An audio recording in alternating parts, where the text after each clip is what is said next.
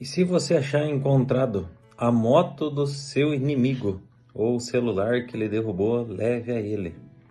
Se você encontrar o carro do seu inimigo com o pneu furado ou sem gasolina, ajude-o.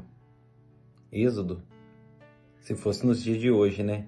Mas olha o que está escrito em Êxodo 23, versículo 4. Se você encontrar perdido o boi ou o jumento que pertence ao seu inimigo, leve-o de volta a ele. Se você vir o jumento de alguém que o odeia caído sobre o peso de sua carga, não o abandone, procure ajudá-lo. Até o seu inimigo merece a sua ajuda. Agora vamos entender esse versículo. Nós estamos falando sobre o amor, aquele amor que Jesus aplicava pelos outros. Mas você fala, mas Jesus, Deus, totalmente diferente. Deus é amor. Agora você se imagina sendo inimigo de Deus?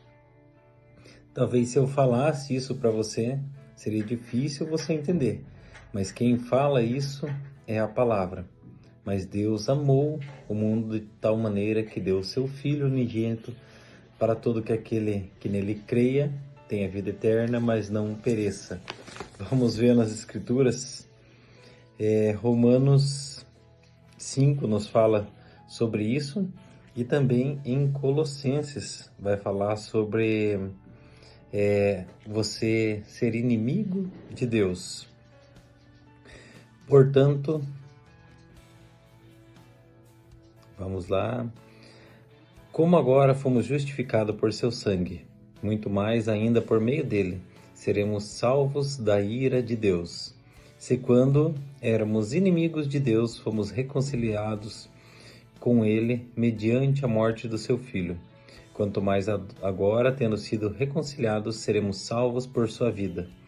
Não apenas isso, mas também nos gloriaremos em Deus, por meio do nosso Senhor Jesus Cristo, mediante quem recebemos agora a reconciliação. Antes de você aceitar Jesus Cristo como Senhor e Salvador, você era inimigo de Deus. Mas Deus, Ele amou, que deu o Filho por você, para que você tenha vida eterna e para que você seja salvo, não só no dia da salvação, do juízo final, mas a salvação em todas as áreas da sua vida. Deus, Ele expressou amor por você. Colossenses 1, 21.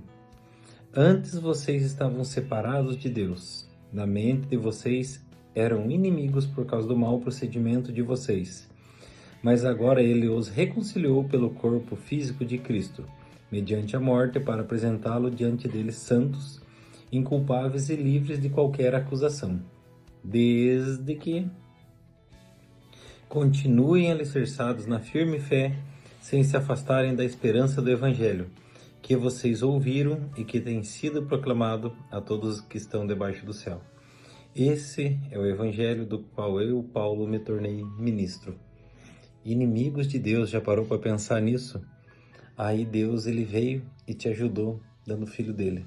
E ele fala, aquela pessoa que te odeia, que te considera um inimigo, ame o próximo, ame quem te odeia, faça as coisas por ele.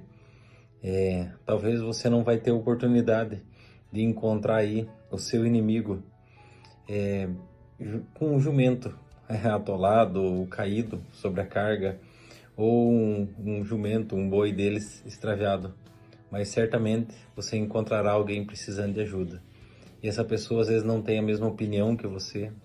Às vezes a pessoa, né, você é um cristão, a pessoa tem uma religião ou participa de alguma seita diferente da tua, uma ideia contrária.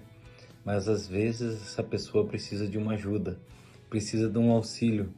Às vezes não é do mesmo time que você, não é da mesma ideia sua, mas merece ser amada, amar os seus inimigos.